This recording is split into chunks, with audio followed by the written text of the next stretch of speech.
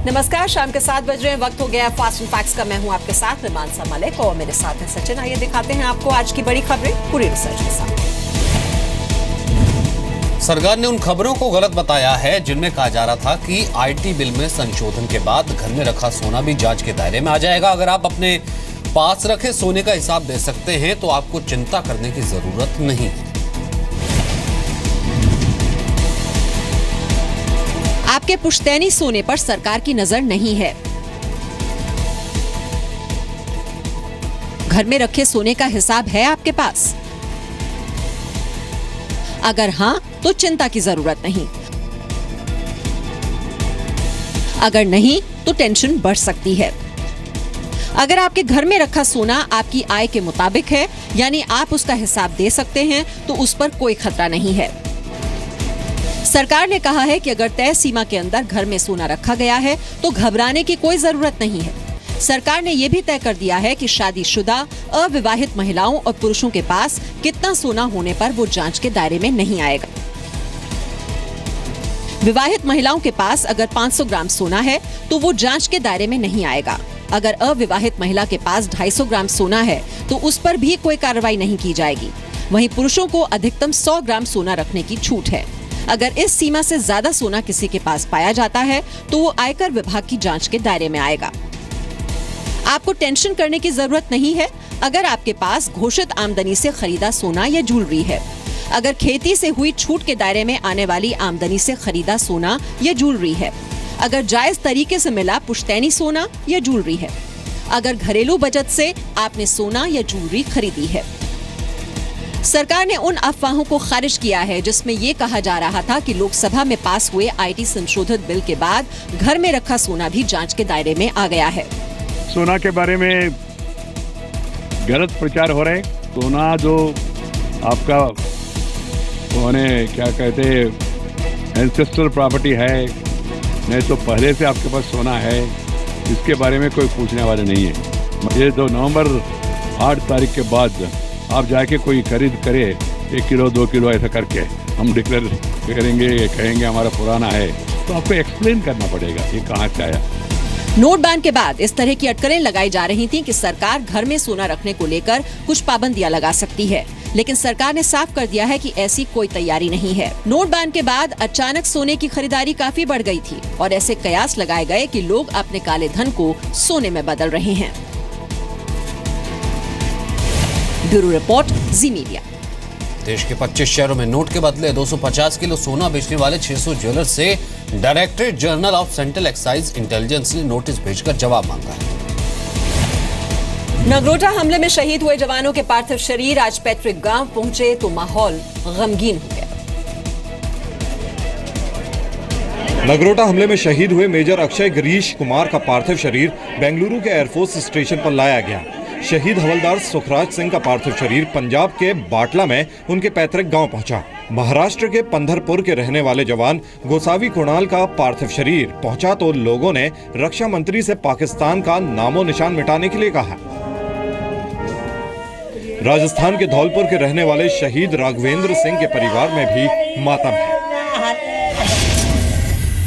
और अगर जवानों को एक आदेश दिया जाए तो जवान चुन चुन कर कहीं से भी उनको ढूंढ कर उस अतिरेकों को खत्म करेंगे। डिमांड यही है कि अपनी जेडी सर्विस है उसको सर्विस मिलनी चाहिए। किसको? भाभी को सर्विस मिलनी चाहिए।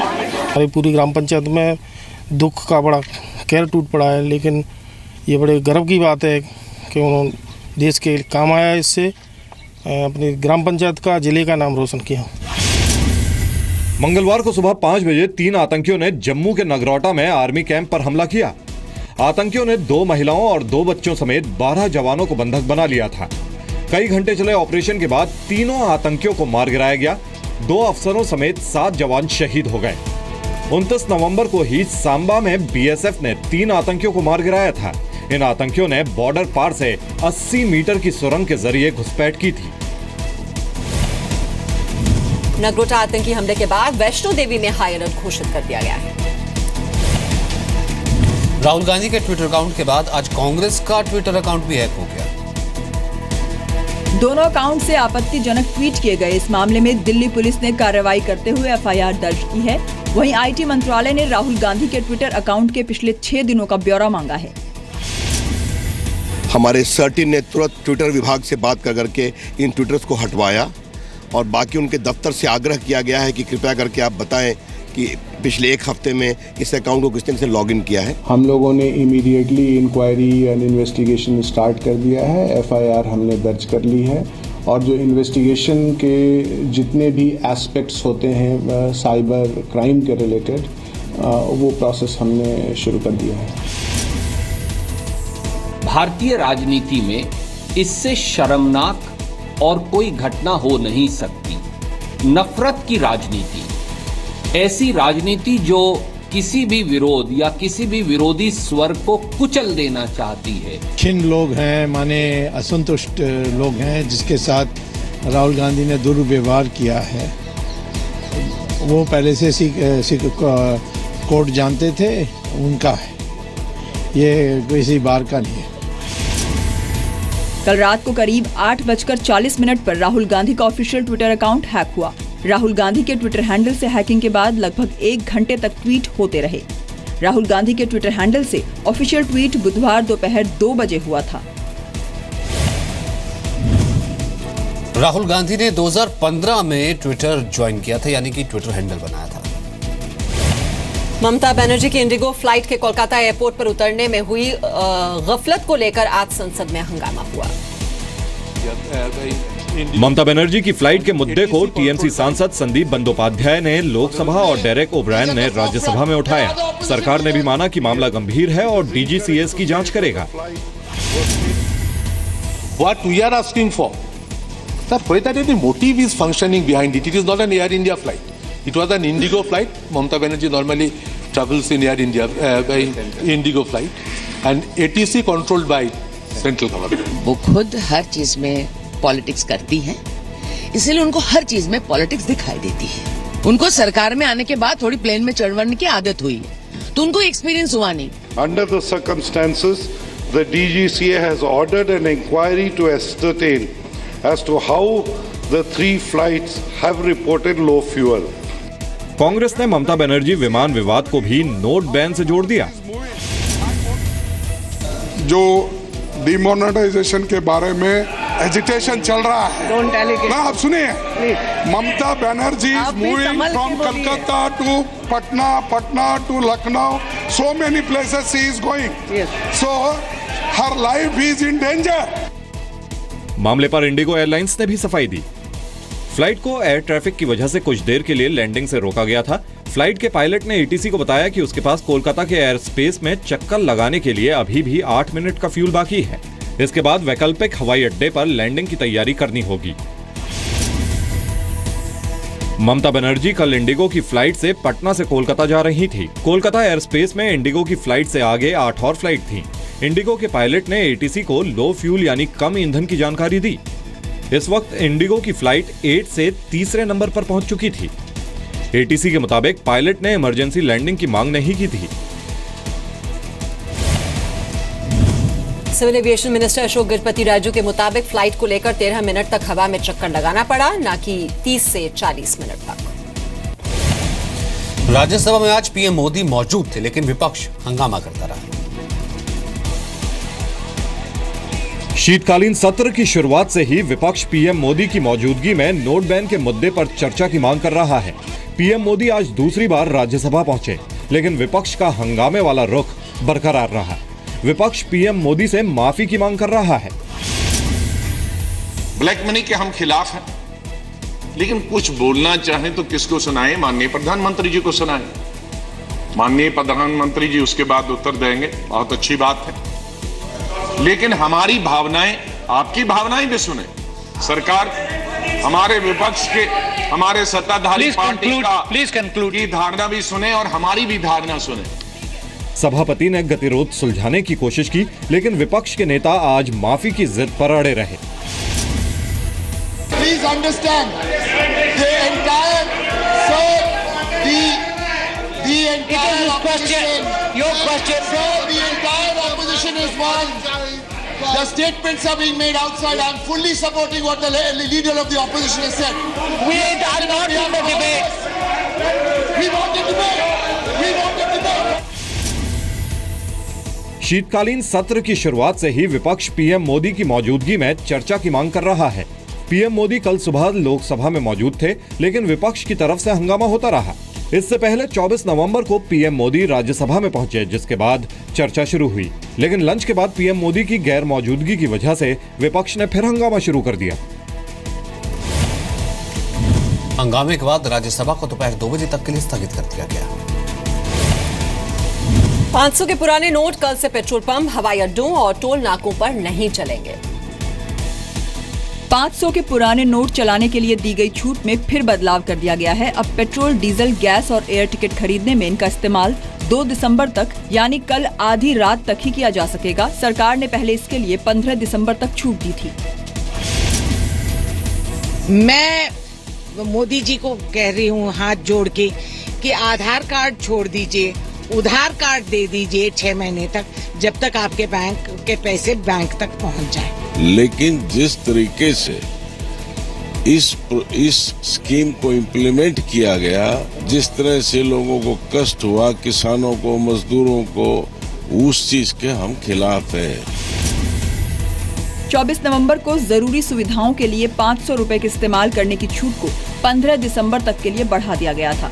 जरूरी सेवाओं के लिए 15 दिसंबर तक 17 जगह 500 रुपए के पुराने नोट इस्तेमाल किए जाने की छूट दी गई थी। इसके अलावा नेशनल हाईवे पर भी दी जा रही थी छूट, पर शर्तें लागू कर दी गई हैं। टोल प्लाजा पर स्वाइप मशीन रखी गई है। हालांकि फास्ट टैग बनवाने के लिए 500 रुपए के नोट का इस्तेमाल अभी भी किया जा सकता है। इसके अलावा बाकी जरूरी सेवाओं में छूट दी गई थी, वो 15 दिसंबर तक जारी रहेगी। उत्तर प्रदेश के मुख्यमंत्री अखिलेश यादव ने आज लखनऊ मेट्रो के ट्रायल रन का उद्घाटन किया। मुख्यमंत्री अखिलेश यादव ने हरी झंडी दिखाकर लखनऊ मेट्रो का उद्घाटन किया। इसी के साथ लखनऊ में ट्रांसपोर्ट नगर से सिंगार नगर स्टेशन के बीच ट्रायल शुरू हो गया। इस मेट्रो ट्रेन की चालक महिलाएं थीं।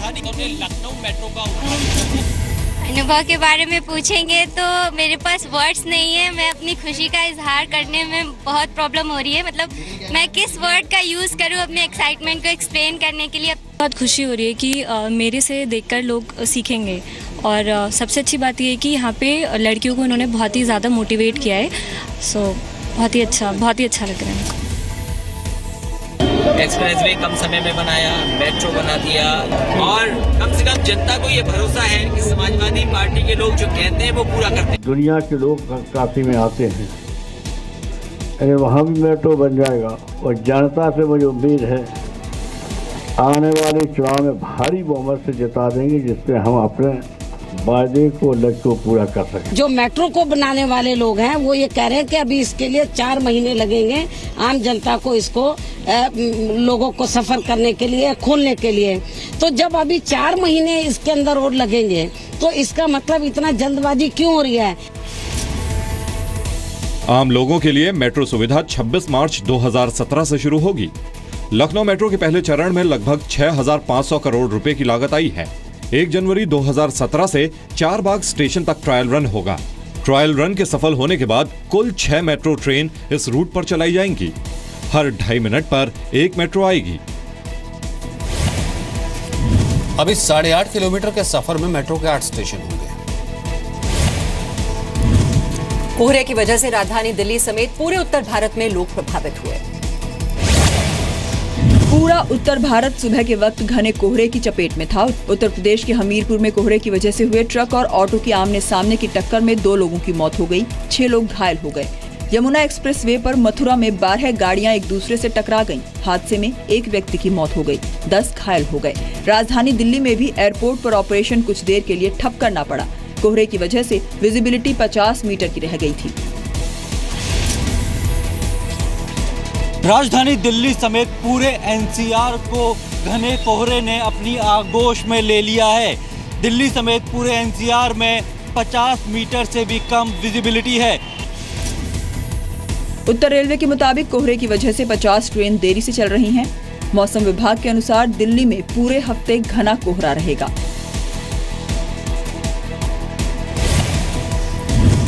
कोहरे की वजह से दिल्ली से उड़ने वाली 24 उड़ानें आज देरी से उड़ी। कल भी करीब 60 उड़ानें प्रभावित हुई थी। एजुकेशन सिटी कहे जाने वाले कोटा शहर में एक और छात्र ने खुदकुशी कर ली।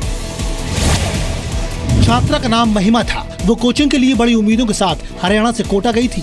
महिमा कोटा में मेडिकल की तैयारी कर रही थी। महिमा के साथ उसकी मां भी कोटा में ही रह रही थी। बताया जा रहा है कि कम नंबर आने की वजह से महिमा तनाव में थी। तनाव की वजह से ही महिमा ने फांसी लगाकर जान दे दी। इसने फांसी का फंदा लगा के सुसाइड कर लिया, जिसका पोस्टमार्टम करवा रहे हैं। कोई कारण सामने नहीं आया। इसकी मम्मी कह रही है मैं छोटे बच्चों को छोड़ने गई थी स्कूल, दिशा स्कूल में, और वापस आया तो कमरे में फांसी का फंदा लगा के। जून से अक्टूबर तक 8 छात्र आत्महत्या कर चुके हैं। कोटा में इस साल अब तक 18 छात्र सुसाइड कर चुके हैं। कोटा में बीते 5 साल में करीब 80 छात्र सुसाइड कर चुके हैं।